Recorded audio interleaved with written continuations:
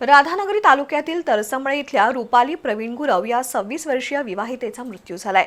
मृत्यूचं कारण अद्याप अस्पष्ट आहे। महिलेच्या नातेवाईकांनी पती आणि सासू सासऱ्यांनी तिचा घातपात केल्याचा आरोप केलाय। इन कॅमेरा उत्तरीय तपासणीसाठी रुपाली गुरव यांचा मृतदेह राधानगरीहून कोल्हापुरातील शासकीय रुग्णालयात पाठवण्यात आलाय। राधानगरी तालुक्यातील तरसंबळे इथली 26 वर्षीय विवाहिता रुपाली प्रवीण गुरव यांना सोमवारी राधानगरी ग्रामीण रुग्णालयात मृत अवस्थेत दाखल करण्यात आलं होतं। तिचा माहेर राधानगरी असल्यानं नातेवाईकांनी ग्रामीण रुग्णालयात मोठी गर्दी केली होती। आपल्या मुलीला सासरच्या लोकांकडून जाच होता, सतत पैशाची मागणी होत होती असा आरोप नातेवाईक आणि आईनं केलाय। माझी मुलगी रुपाली 7 वर्षापूर्वी तिचा विवाह झाला।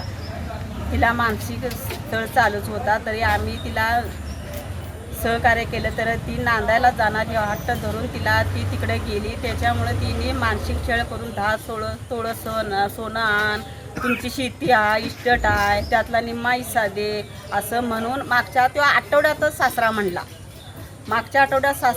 मग तिने नेली, रविवारी नेली। मला म्हटला तिला आम्ही काय माराय नेणार आहे काय, माराय आम्हाला म्हणता लिहून द्या। मी लिहून द्या म्हटल्यावर मी म्हटलं लिहून देणार नाही, तर तिला आम्ही काय माराय नेणार आहे काय अशी म्हटली। आणि आता त्या चौघाने नेऊन मारण्याचाच कट केला।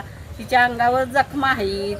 घटनेची व्याप्ती वाढल्यानं राधानगरी पोलिसांनी पती प्रवीण गुरव याला ताब्यात घेत मृतदेहाचं इन कॅमेरा विच्छेदन करण्यासाठी CPRकडे पाठवलंय। मृत महिलेला 2 लहान मुलं असून घटनेमुळे हळहळ व्यक्त होतीये। अधिक तपास पोलीस निरीक्षक सचिन सूर्यवंशी यांच्या मार्गदर्शनाखाली राधानगरी पोलीस करतायत।